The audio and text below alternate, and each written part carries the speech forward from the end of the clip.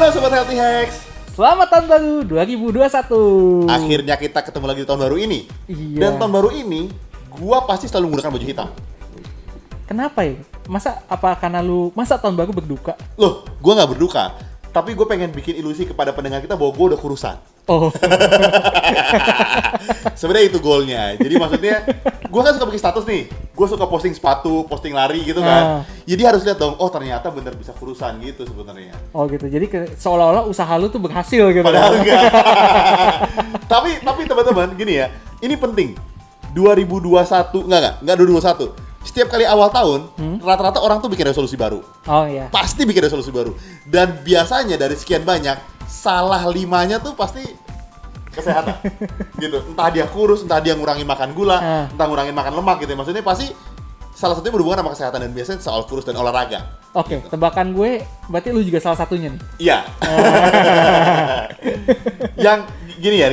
Ini menurut gue yang pengen gue angkat banget sebenarnya. Jadi gue nih kan lari lumayan konsisten. Maksud gue gini, dari awal tahun ini emang gue decide untuk lari. Terus dari awal tahun lalu lah 2020 gitu ya, decide lari. Iya kadang bener kadang enggak, tapi maksud gue lumayan konsisten buat larinya.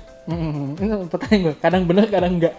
Enggak bener tuh kayak gimana Nggak, ya? maksud gue kadang-kadang kagak lari gitu. Oh iya. Nah, Enggak disiplin. Nggak disiplin. Oke. Tapi yang jadi masalah, berat badan gue tidak turun secara signifikan. Bahkan stabil aja gitu. Kadang-kadang naik, ya kadang-kadang balik normal, kadang naik, kadang turun dikit, naik normal lagi. Jadi, padahal gue serius gue konsisten.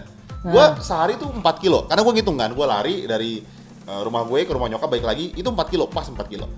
Jadi, sampai adik gue bilang gini sama gue, kok tiap hari lari kenapa nggak kurus gitu? Gue jadi bingung, gue jadi mikir, iya juga ya kenapa gue nggak kurus ya? Padahal makan gue relatif sama tahun sebelumnya, biasa aja gitu, nggak tambah signifikan. Nah, gue pengen tahu apakah cara kurus gue salah sebenarnya. Gitu. Nah, pertanyaan gue gini, lu lagi katanya sampai 4 kilo nih. Ya. Nah, itu dibagi-bagi nggak? Jadi misalnya 1 kilo pertama lu lari, setelah itu lu mampir ke warung. 1 kilo kedua lu mampir ke tukang gorengan. Oh enggak, gue kalau lari kagak pernah mampir, karena gue bawa gorengan dari rumah. Bekal. Oke. Nah, berarti informasi yang gue mesti tahu nih ya. Oke, lu bilang lu lari ini. Seberapa sering sih lu lari? Itu dulu pertanyaan gue. Gue ya minimal seminggu 3 kali. Biasa gue seminggu 7 kali. Oke, itu menjawab frekuensi. Iya. Frekuensi berarti seminggu 3 kali. Yes. Nah, yang kedua adalah durasi. Berapa lama sih kira-kira lu lari? Jadi, gue nggak melihat ininya ya, jaraknya. Berapa durasinya? 50 menit sampai sejam. Berarti itu udah terbiasa selalu ya? Iya. Oke, yang ketiga adalah intensity. Intensitas. Seberapa berat sih lu lari? Apakah lu sampai cuma lari santai, atau jalan santai, atau bahkan tuh lu lari ngos-ngosan, atau lu menerapkan konsep HIIT, High Intensity Intensive Training? Gua sih menurut gua lumayan intens ya. Ya gua sih jalan lumayan intens lah. Jalan cepet gua lumayan intens lah. Nah ini nih, problemnya yang ketiga nih. Karena jawabannya nggak jelas soalnya. Enggak, gua tanya apa hubungannya intensitas gua. Tapi jarak gua selalu 4 kilo, gua serius. Nah, Dan gua selalu 4 kilo dan gua selalu keringetan sampai rumah. Jadi konsep untuk membakar, lu kan mau ngebakar lemak nih buat ya, gitu. Nah kalau misal lu hubungkan dengan olahraga, itu yang paling baik adalah lu melakukannya dengan denyut jantung yang maksimal. Nah, maksudnya gimana nih denyut jantung maksimal? Jadi biasanya denyut jantung maksimal itu diukur dari 220 dikurangin umur lo. 220 dikurangin umur gue? Iya. Okay. Nah sekarang kan umur lu berapa? 50 ya? 52. Tahun 2021 ini gue 32 berarti. Beb, aku berapa sih umurnya? 31 gue, 32. Lupa gue, iya 32 lah let's say. Ya ampun. Kayak 32 gue, oke. Nah, berarti 220 dikurangin 32. I see.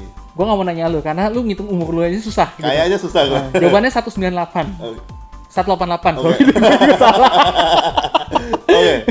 Nah, 188 berarti, ya kan? Nah, itu adalah target heart rate lu yang mesti lu capai dan lu pertahankan untuk membakar kalori lu. I see. Gitu. Nah, jadi misalnya katakanlah nih ya, lu olahraga lari udah efektif, frekuensi oke, 2-3 kali seminggu berarti udah cukup fine. Durasinya 50 menit, lebih dari cukup karena anjurannya itu kan 30 menit, minimal 30 menit sekali latihan. Okay. Nah yang ketiga, heart rate lu ini tercapai atau enggak. Dan ini gue akuin emang agak susah untuk ngitungnya. Iya, iya. Ya kan, kalau misalnya lu menggunakan alat-alat kayak treadmill tuh, lu tau kan, dia akan ngitungin secara otomatis gitu. Tapi kalau misalnya lu ini kan mungkin agak sulit. Tapi patokannya adalah lu merasakan jantung lu berdebar-debar nggak pada saat lu berlari. Gitu. Kalau berlari nggak terlalu sih. Kalau bercinta lumayan. Lu nanya berdebar apa enggak? Oh, enggak, kalau bercinta, kalau gue tahu fokus masalah di mana. Intensity oke. Frekuensi yang nggak ada. Oke, Yan, apa hubungannya sama gue berdebar-debar dengan kurus? Nah itu Bud, jadi lu pasti sering nih dengar kalimat kalau misal, terutama mama kita nih ya, kita suruh, "Mah, kenapa nggak pernah olahraga sih?" gitu. "Ah, mama tiap aku udah nyapu, ngepel, ke pasar, itu udah keringetan, udah cukup." Nah, bener nggak?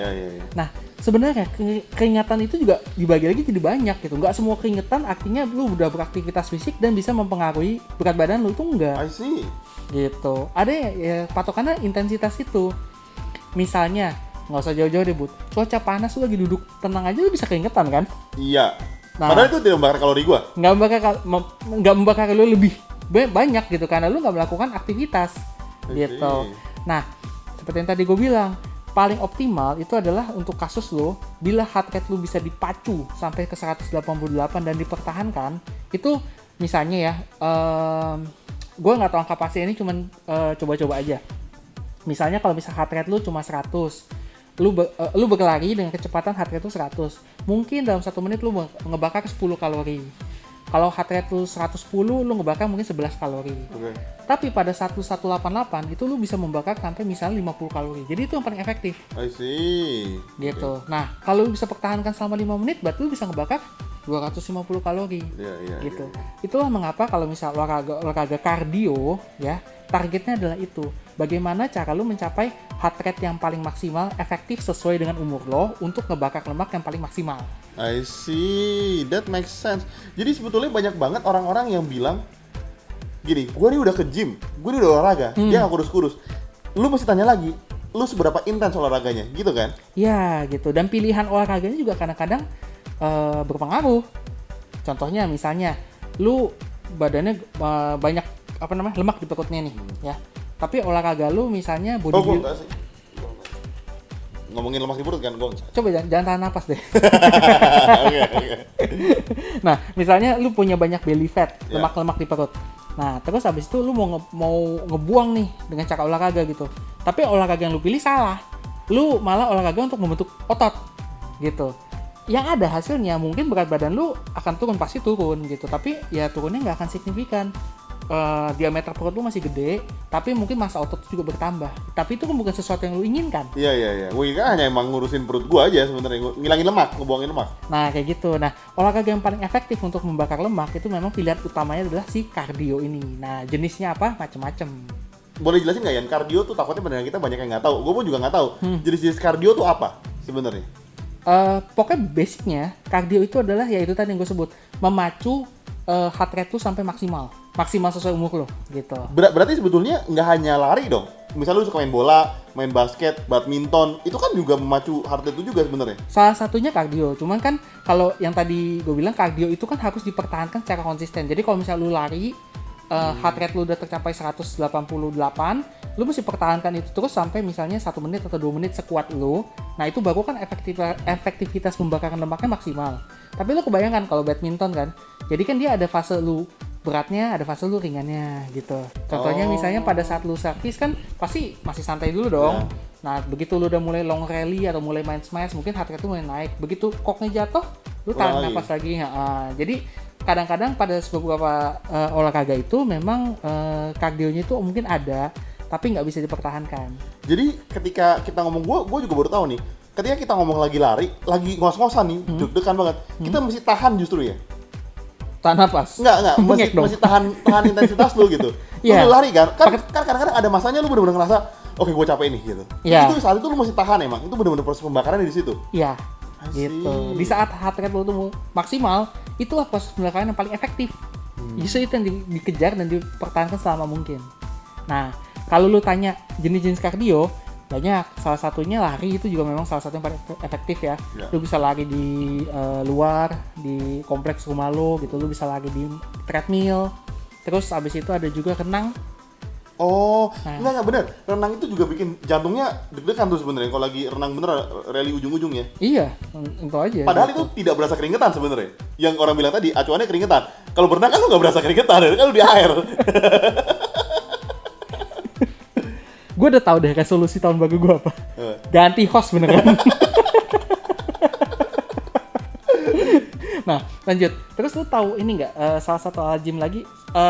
Ini gue sebut karena gue juga pengalaman pakai soalnya. Elliptical. Elliptical itu yang ada kayuhnya, terus ada tangan pegangan di tangannya juga.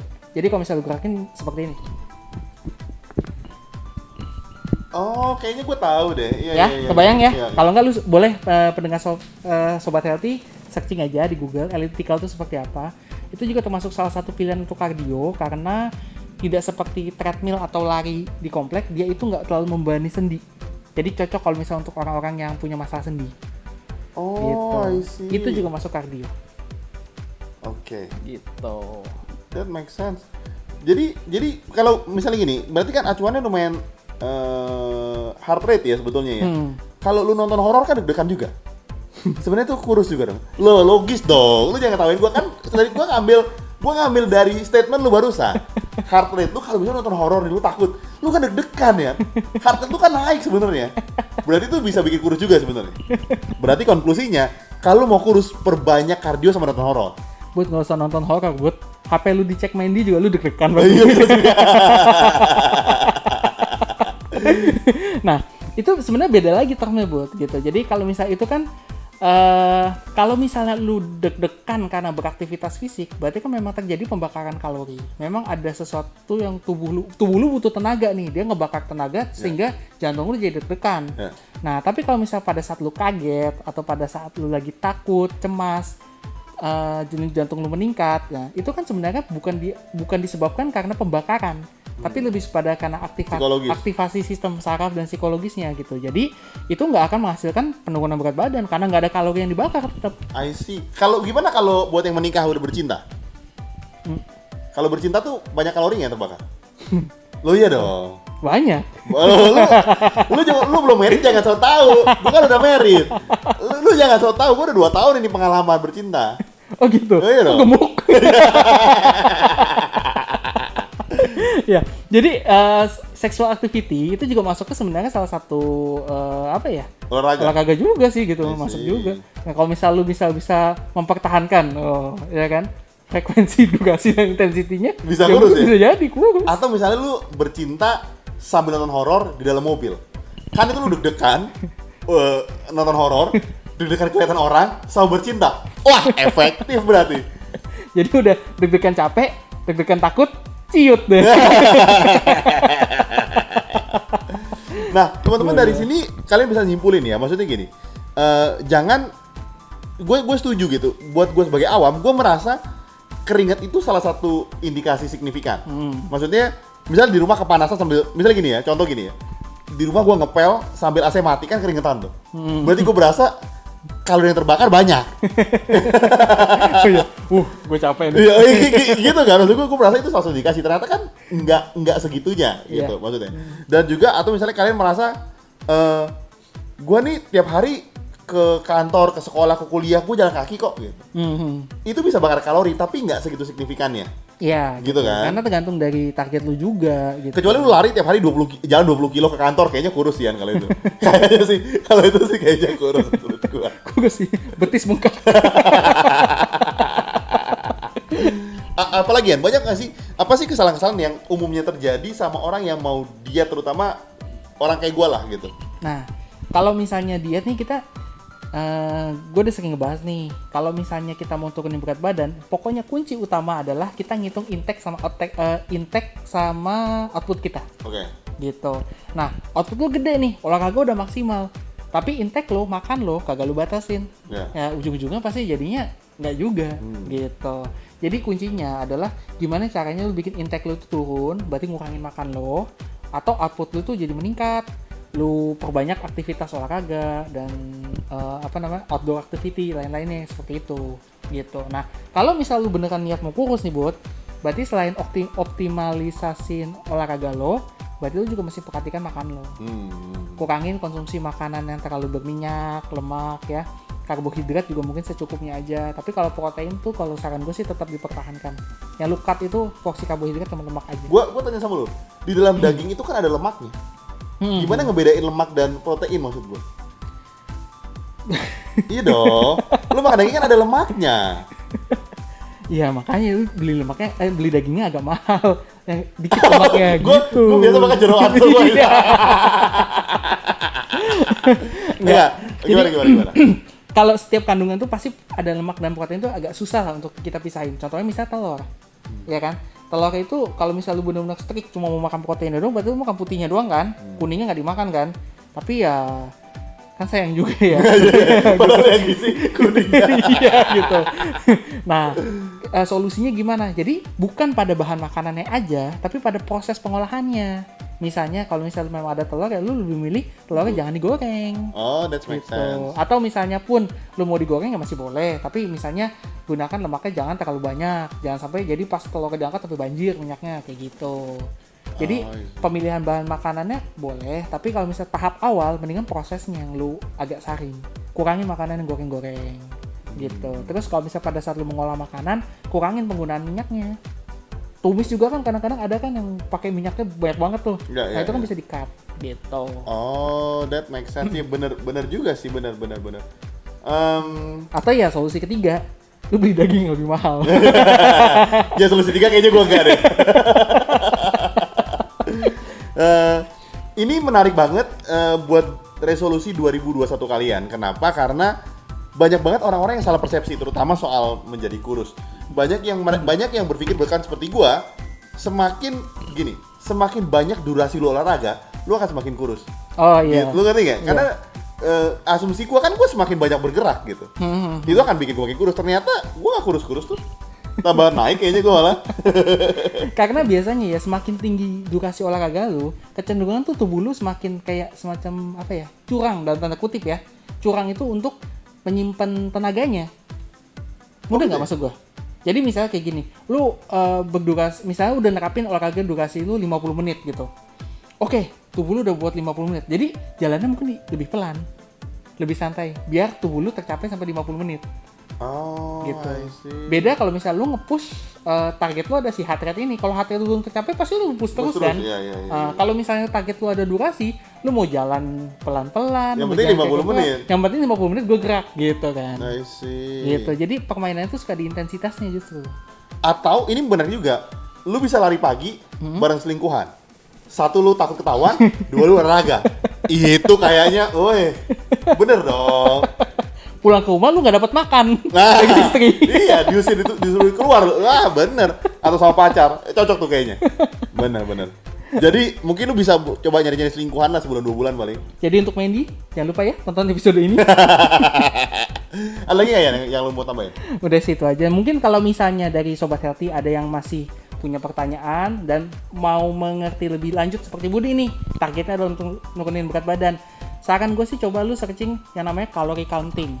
Calorie counting itu jadi lu menghitung jumlah kalori lu yang makan, jumlah aktivitas lo, jumlah kalori yang kebakar, itu semua bisa dengan metode itu. Nah, kalau misal masih kurang jelas juga, boleh DM ke Instagram kita atau email kita. Di mana, Bud? Kalau kalian mau DM kita, kalian bisa ke @healthyhacks.id atau bisa email kita kemana ya? healthyhacks.id@gmail.com.